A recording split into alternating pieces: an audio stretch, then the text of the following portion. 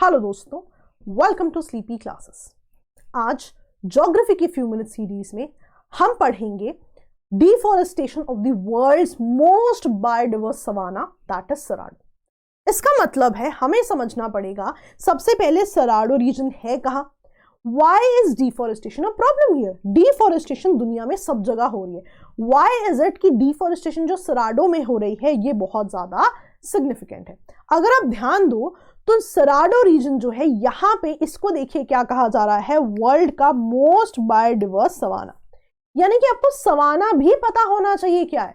तो आप देखोगे कि सवाना ग्रासलैंड भी आपके लिए बहुत ज्यादा इंपॉर्टेंट हो जाएगा पढ़ना। और क्योंकि हम डिफॉरेस्टेशन की बात करें तो डिफॉरेस्टेशन का इस रीजन पे इंपैक्ट क्या है ये भी हमें समझना बहुत ज्यादा जरूरी है। एंड इन दी एंड हम एक प्रीवियस ईयर क्वेश्चन डिस्कस करेंगे जहां पे आप असेस करेंगे कि आपने कितनी ज्यादा इस पूरे पॉइंट को समझा है। तो चलिए शुरुआत करते हैं। सराडो रीजन जो है ब्राजील में आता है। ब्राजील आप देखेंगे साउथ अमेरिकन रीजन है। तो अगर आपसे डायरेक्ट क्वेश्चन पूछा जाए कि सराडो रीजन जो है न्यूज में रहा है कहां पर स्थित है ये, तो आपको पता है कि ये ब्राजील में स्थित है। तो आपके ऑप्शन में ब्राजील भी लिखा हुआ आ सकता है या फिर साउथ अमेरिका भी लिखा हुआ आ सकता है। तो दोनों ही तरह के मैप क्वेश्चंस को अब आप इजीली आंसर कर लेंगे। चलिए, अब हमने पढ़ा था कि ये जो है कुछ तरह के सवाना ग्रासलैंड्स हैं, उस पॉइंट पर भी आएंगे, पर फिलहाल शुरू करते हैं ग्रासलैंड्स क्या होते हैं। देखिए, ग्रासलैंड्स अगर मुझे कुछ भी नहीं पता ना, ऑल्दो मैं आपको आगे एग्जैक्ट डेफिनेशंस बताऊंगी, ऐसे लैंड्स हैं जहां बहुत ही ज्यादा ग्रासेस जो है पाई जाती है। बेसिकली यहाँ पे जो वेजिटेशन है ये बहुत ही ज्यादा हरी भरी वेजिटेशन, एवरग्रीन वेजिटेशन नहीं है। यहाँ पे बिल्कुल जो है ग्रासलैंड्स की फॉर्म में चीजें पाई जाती हैं। बेसिकली बहुत बड़े बड़े लैंड्स होते हैं जहां पे ग्रासेस पाई जाती हैं। कई जगह देखोगे काफी जो है लंबी लंबी ग्रासेस भी होती हैं। यहाँ पे इस तरह की वेजिटेशन क्यों है, बिकॉज यहाँ पे बहुत ही लिमिटेड रेनफॉल जो है पाई जाती है। राइट, ये एक बहुत ही इंपॉर्टेंट रीजन माना जाता है। ऑल्दो आगे हम और भी रीजंस पढ़ेंगे, बट फिलहाल के लिए स्टेप बाय स्टेप आप समझिए। बिकॉज यहाँ लिमिटेड रेनफॉल है तो कहीं ना कहीं ये एक रीजन है कि यहाँ पे हरे भरे एवरग्रीन फॉरेस्ट हमेशा नहीं पाए जाते, ग्रासलैंड्स यहाँ पे मेजॉरिटी पाए जाते हैं। आप इमेजिन कीजिए सराडो रीजन में मैंने कहा कि डिफॉरेस्टेशन हो रही है। सराडो ऑलरेडी एक ग्रासलैंड है और उस ग्रासलैंड में अब डिफॉरेस्टेशन हो रही है। राइट, तो कुछ इस तरह के इमेजेस सामने आई। तो सराडो रीजन की सिग्निफिकेंस क्या है कि ये बेसिकली वर्ल्ड का मोस्ट बायोडाइवर्स सवाना ग्रासलैंड है। अब आप समझिए सवाना ग्रासलैंड क्या होता है। बेसिकली ग्रासलैंड तो आप समझ गए, थोड़ा बहुत आइडिया आपको हो गया क्या होता है। तो दुनिया में बहुत सारे ग्रासलैंड हो सकते हैं जहां पे भी कुछ ग्रासलैंड्स की कंडीशन हो। सवाना ग्रासलैंड वो ग्रासलैंड होते हैं, अगर आप 0 डिग्री इक्वेटर मान के चलें तो 8 डिग्री लैटिट्यूड से 20 डिग्री लैटिट्यूड के बीच में ये पाए जाते हैं। राइट, सो बेसिकली जितने भी ग्रासलैंड्स इस पर्टिकुलर लैटिट्यूड के बीच में पाए जाते हैं उन ग्रासलैंड्स को आप सवाना ग्रासलैंड कहते हैं। अब सवाना ग्रासलैंड भी बहुत सारे हो सकते हैं। सराडो ही क्यों इंपॉर्टेंट है, सराडो में ही डिफॉरेस्टेशन क्यों इंपॉर्टेंट है, बिकॉज सराडो जो ब्राजील में है वर्ल्ड का मोस्ट बायोडाइवर्स सवाना है। तो एक डायरेक्ट क्वेश्चन भी आपको आ सकता है कि वर्ल्ड का मोस्ट बायोडाइवर्स सवाना कौन सा है, तो आपका आंसर होगा सराडो। ये भी आपसे पूछ सकता है कि कौन सी कंट्री में है, तो आपका आंसर होगा ब्राजील। अब आपको पता है कि वर्ल्ड के मोस्ट बायोडाइवर्स सवाना में जो है डिफॉरेस्टेशन हो रही है। राइट, तो सबसे पहले समझते हैं क्या रीजन है कि यहाँ पे डिफॉरेस्टेशन हो रही है। सो बेसिकली यहाँ पे गवर्नमेंट का जो है प्रो डेवलपमेंट एजेंडा है। राइट, कि कहीं ना कहीं वो जो है डेवलपमेंट करने की कोशिश कर रहे हैं, जिस वजह से उन्हें इन रीजन्स पे जो नेटिव वेजिटेशन है उसको क्लियर करना पड़ता है या डिफॉरेस्टेशन करनी पड़ती है। रादर इस पूरे प्रोसेस को और तेज करने के लिए आप देखोगे कि बहुत ज्यादा न्यूज में था कि बहुत सारे एनवायरमेंटल कंसर्न्स जो हैं यहाँ पर रोल बैक कर लिए गए हैं। रोल बैक यानी कि वापस ले लिए गए हैं, सो दैट एनवायरमेंटल क्लियरेंसेस में प्रॉब्लम ना आए और जो नेटिव वेजिटेशन है उसको इजीली क्लियर किया जाए। और इतनी ज्यादा डिफॉरेस्टेशन है उसको सिग्निफाई करने के लिए इंडियन एक्सप्रेस बता रहा है कि जितने रीजन्स में, जितने बड़े रीजन में यहाँ पे डिफॉरेस्टेशन है, that is almost 10 times the size of New York cities land area. तो कितने बड़े एरिया पे आप सोचिए यहाँ पे डिफॉरेस्टेशन है। अब यहाँ पे एक बात ध्यान रखना जब भी आपको डेवलपमेंट पे क्वेश्चन आता है, डेवलपमेंट कितनी सिग्निफिकेंट है, डेवलपमेंट का एनवायरनमेंट पे क्या इम्पैक्ट है, तो आप लिखिए कि जितनी डेवलपमेंट इंपॉर्टेंट है उसका एक बहुत ही इंपॉर्टेंट कंसर्न है कि यहाँ पे डिफॉरेस्टेशन हो जाती है, जिससे एनवायरनमेंट पे क्या पड़ता है, इम्पैक्ट पड़ता है। नाउ लेट्स अंडरस्टैंड कि जब भी डिफॉरेस्टेशन होती है उसका एनवायरनमेंट पे क्या इम्पैक्ट है। मैं आपको ना बेसिक समझाती हूँ। सो बेसिकली एक जो बहुत बड़ी प्रॉब्लम आप एनवायरनमेंट में आज देख रहे हैं वो है ग्लोबल वार्मिंग की। अब ग्लोबल वार्मिंग में हमें पता है कि एटमॉस्फेयर में जो ग्रीन हाउस गैसेस हैं जिनमें कार्बन कंटेंट भी बहुत ज़्यादा है, जितनी ज़्यादा वो होंगी उतनी ज़्यादा आपकी ग्लोबल वार्मिंग बढ़ेगी। तभी आप देखते हैं कि कहते हैं कि जो व्हीकल से एग्जॉस्ट निकल रहा है जितना वो ज़्यादा है एटमॉस्फेयर में उतना ज़्यादा जो है ग्लोबल वार्मिंग बढ़ रही है, बिकॉज कार्बन कॉन्टेंट उनका बहुत ज़्यादा इंपॉर्टेंट है। अब आप समझो कि कोई भी अगर ग्रासलैंड है, राइट, या फिर कोई फॉरेस्ट है, ये बेसिकली कैसे इंटरैक्ट करते हैं विद द एनवायरनमेंट, इनका क्या इंटरैक्शन है in terms of global warming. अब ये जो फॉरेस्ट है या जो ये ग्रासलैंड है, either they can act as carbon sink और दे कैन रिलीज कार्बन। तो होता क्या है कि बेसिकली दो तरह की इंपैक्ट हो रहे हैं। आप मान लीजिए कि कोई भी ग्रास है या लेट्स से पेड़ है, कुछ भी चीजें हैं, ये जो कार्बन है एटमॉस्फेयर का उसको एब्जॉर्ब करती हैं, और ये जो एब्जॉर्ब करती हैं कार्बन को, इसको यूज करती हैं, आपने बच्चों ने पढ़ा है फोटोसिंथेसिस में। जो भी चीजें, जो भी कार्बन फोटोसिंथेसिस में यूज हुआ, after the process is over, आपके प्लांट के, ग्रासेस के या ट्रीज के डिफरेंट पार्ट्स में वो कार्बन स्टोर हो जाता है। तो बेसिकली प्लांट्स ने क्या किया, या बेसिकली इस वेजिटेशन ने क्या किया, जो कार्बन आपका एटमॉस्फेयर में रह के ग्लोबल वार्मिंग फैला रहा था उसको अपने पास रख लिया, राइट। और एक और तरीका है जिससे एनवायरनमेंट के साथ इंटरैक्ट करती है कि जब ये प्लांट्स डाई करते हैं तो ये रिलीज करते हैं carbon in terms of carbon dioxide या मीथेन। आप देखोगे कार्बन डाइऑक्साइड CO2 होता है, मीथेन CH4 होता है, तो दोनों में ही कार्बन कंटेंट है। So whenever a plant dies, जब भी बायोडाइवर्सिटी बेसिकली डाइज, तो वो कार्बन को जो है वापस एनवायरनमेंट में रिलीज कर देती है।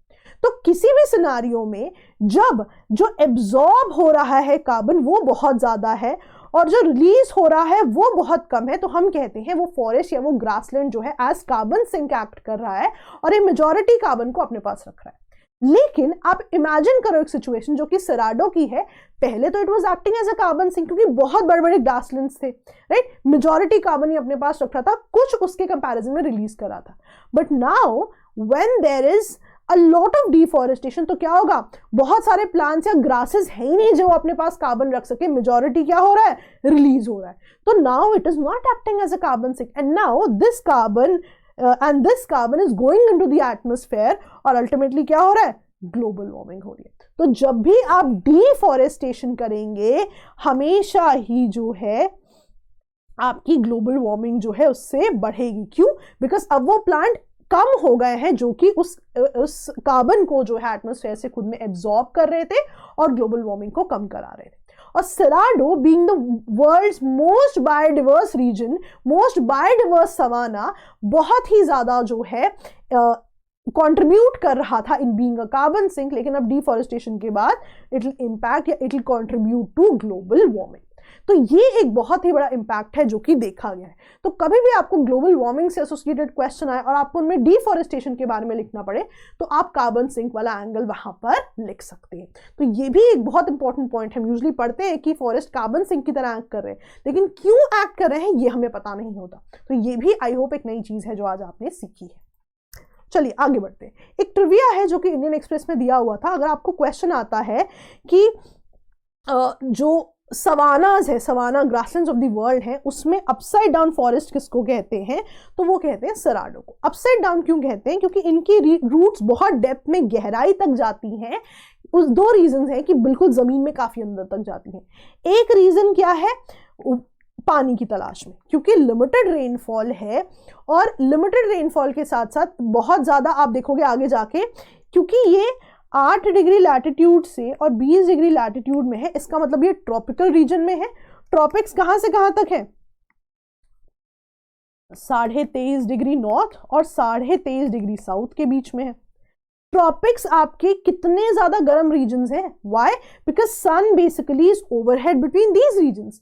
तो एक तो ये रीजन्स बहुत ज्यादा हीटेड है, प्लस मैं आपको आगे दिखाऊंगी भी, प्लस यहाँ पे बहुत ही ज्यादा लिमिटेड रेनफॉल भी है, तो वाटर की अवेलेबिलिटी बहुत कम है, जिस वजह से इनकी रूट्स बहुत डेप्थ पे जाती हैं।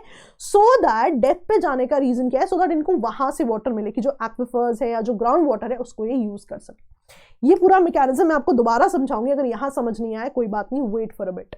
सेकेंड रीजन क्या है, यहाँ पे कॉन्स्टेंटली फॉरेस्ट फायर्स होती रहती है।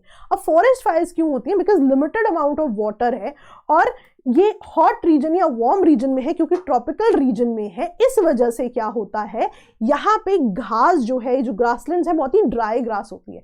तो एक बार अगर उनमें जो है आग लग जाए, फायर लग जाए, तो वो इजीली फैल जाती है, बिकॉज घास में वाटर कंटेंट नहीं है, एब्सोल्युटली सूखी है, तो फॉरेस्ट फायर्स इजीली फैल जाती है। तो in due course of time in plants ने खुद को एक्लिमेटाइज कर लिया है कि ये जमीन में काफी नीचे तक अपनी रूट्स जमा लेती हैं, सो दैट फायर्स का भी इन पे बहुत ज्यादा इंपैक्ट ना हो। और अब आपको मैं समझाती हूँ बेसिक्स कि सवाना रीजन बेसिकली क्या है। तो सवाना ग्रासलैंड्स की जब हम बात करेंगे ना, हमें पता है 8 डिग्री से 20 डिग्री के बीच में मिलते हैं। नेक्स्ट, यहाँ पे आप देखोगे वार्म या हॉट रीजन्स होते हैं, हमेशा वार्म या हॉट ही होता है, कभी कोल्ड नहीं लिखा होता। उसका पता रीजन है, बिकॉज अगर मैं आपको दिखाऊं 8 से 20 डिग्री का मतलब है अभी भी ये ट्रॉपिक ऑफ कैंसर से नीचे है, राइट? यहां पर भी अभी भी ट्रॉपिक ऑफ कैंसर तक नहीं पहुंची है, और जो सनलाइट है वो डायरेक्टली ओवरहेड है between Tropic of Cancer to Tropic of Capricorn. इसलिए यहां पे हमेशा ही आइदर वार्म या फिर हॉट रीजन रहेगा।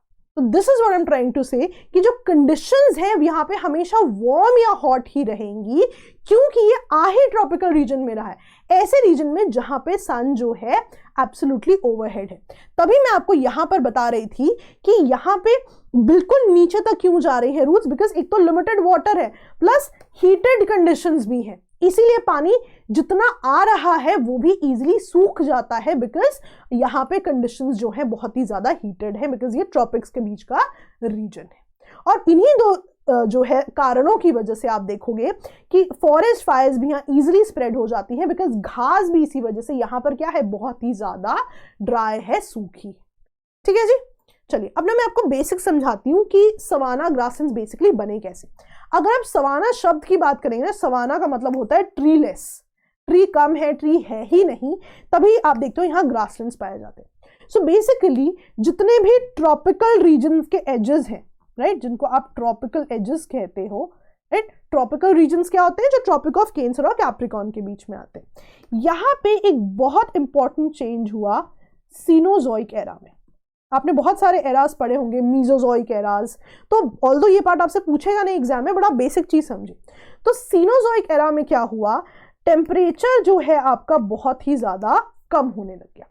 अब आप एक कंडीशन इमेजिन करो, कहीं पर भी बहुत अच्छी फसल के लिए, बहुत अच्छी एग्रीकल्चर के लिए, बहुत अच्छी लेट्स से ट्रीज होने के लिए क्या होना चाहिए, रेनफॉल बहुत ज्यादा एडिक्वेट होनी चाहिए। रेनफॉल का प्रोसेस क्या है, रेनफॉल के लिए क्या होता है, पानी है, वाटर है, यानी कि लिक्विड फॉर्म में है, ये बनेगा इससे वाटर वेपर, यानी कि वाटर किस फॉर्म में है, गैस की फॉर्म में है। आपने बचपन में पढ़ा है वाटर साइकिल। यही वेपर ऊपर जाके बनाते हैं बादल, और इसी बादल से जब रेनफॉल होती है, जितनी ज्यादा अच्छी रेनफॉल होगी उतना ही यहाँ पे अच्छी वेजिटेशन होगी। लेकिन पानी जो है लिक्विड से गैस में कब बदलता है, जब वाटर एक स्पेसिफिक टेम्परेचर को रीच करता है, राइट। फॉर एग्जाम्पल बॉइलिंग का एग्जाम्पल ले लेते हैं। बॉइलिंग भी एक तरह की वेपोराइजेशन है, पानी बॉइल होके वेपर बन गया। पानी बॉइल होके वेपर कब बना, जब एक टेम्परेचर को रीच हुआ पानी, तभी तो वेपर बना। सिमिलरली जो ये वाटर साइकिल होता है, इस वाटर पे सन का इंपैक्ट बहुत ज्यादा होता है, तो भी हीट आ रही है, तो सन की हीट की वजह से भी वाटर एक टेम्परेचर को रीच कर देता है, जिससे ये इवेंचुअली वेपर बन जाता है, जिससे इवेंचुअली बनते हैं बादल। अब सीनोजोइक एरा में क्या हुआ, बिकॉज टेम्परेचर घट गया, तो जो ये पानी का, लिक्विड का गैस बनने वाला प्रोसेस है, जिसमें एक पर्टिकुलर टेम्परेचर रीच होना चाहिए, जो कि यूजुअली सन की हीट से होता है, वो हमेशा ही जो है रीच नहीं हुआ। तो क्योंकि इतना टेम्परेचर हमेशा रीच नहीं हुआ, तो उतनी ज्यादा फ्रीक्वेंटली बादल भी नहीं बने, उतनी ज्यादा फ्रीक्वेंटली रेनफॉल भी नहीं हुई, एंड इवेंचुअली ये रीजन जो है ये किस में कन्वर्ट हो गए, ग्रासलैंड्स में कन्वर्ट हो गए। तभी आप देखते हो कि इन ट्रॉपिकल एजेस पे जो है आपके ग्रासलैंड्स कैटेगोरिकली सवाना ग्रासलैंड्स पाए जाते हैं। तो इसका बहुत इंपॉर्टेंट रीजन क्या है, सीनोजोइक एरा में टेम्परेचर का बहुत ही ज्यादा कम होना। एग्जाम में नहीं पूछेगा बट आपको पता होना चाहिए। तो चलिए, आपको ना लैटिट्यूड्स पता है, ये भी पता है वार्म टू हॉट होना चाहिए। अब ध्यान रखना, मैंने आपको बताया यहाँ बहुत ही लिमिटेड रेनफॉल है। लिमिटेड रेनफॉल भी आप देखोगे कभी कभी तो 50 इंचेस ऑफ रेन होती है, कभी आप देखोगे 4 इंचेस ऑफ रेन ही होती है। तो ज्यादा रेन कब होगी, जब वेट सीजन होगा, कम रेन कब होगी, जो ड्राई सीजन होगा।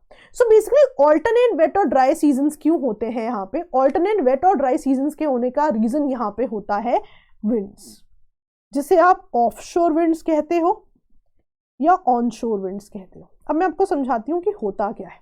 देखो, दो तरह से विंड्स जा सकती हैं, राइट। या तो पानी से लैंड की तरफ जाएगी या लैंड से पानी की तरफ आएगी।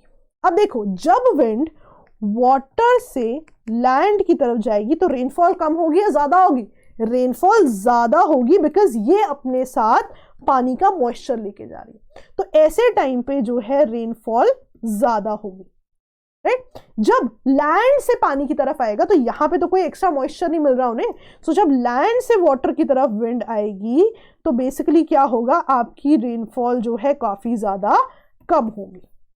तो जो ज्यादा रेनफॉल वाला रीजन है या समय है उसको आप वेट सीजन कहोगे, जो कम रेनफॉल वाला समय है उसको आप ड्राई सीजन कहोगे। This is what is happening कि जब आपका 50 इंचेस ऑफ रेन है, ये वो रेन है जब मॉइस्चर पानी से लैंड की तरफ जा रहा है, और जब ड्राई सीजन है यानी 4 इंचेस है, वो तब है जब लैंड से मॉइस्चर कहां पर आ रहा है, पानी की तरफ आ रहा है। तो यही दो तरह की विंड्स आपकी ऑफशोर एंड ऑनशोर कहलाती है। तो इस वजह से यहाँ पे alternate wet and dry season होता है, लेकिन दोनों ही सीजन्स में रेनफॉल बहुत ज्यादा कम है। क्यों? बिकॉज कॉन्स्टेंटली यहाँ पे क्या हो रहा है, उसी तरह की हीटिंग हो रही है यहाँ पे, ठीक है। ओके, अब वेजिटेशन किस तरह की, देखो वेजिटेशन जो है बहुत ही ड्राई है बिकॉज वो लैक ऑफ वाटर यहाँ पे बहुत ज्यादा है। और इवन यहाँ पे क्या होता है, जो ग्रासेस हैं वेट सीजन में तो इजीली ग्रो कर जाती हैं, जब ड्राई सीजन आता है तो घास क्या होती है, ब्राउन हो जाती है, वाटर कंजर्व करती है। आपने अपने घर के आसपास भी देखा होगा, जब बारिश का सीजन होता है बड़ी ग्रीन ग्रास होती है, इवेंचुअली जब गर्मी आ जाती है तो आप देखते हो घास भी सूख के ब्राउन कलर की हो जाती है। सो बेसिकली वो ऐसा क्यों होता है, बिकॉज घास जो है पानी कंजर्व कर रही होती है। दैट इज व्हाट ग्रासलैंड्स में ग्रासेस डू।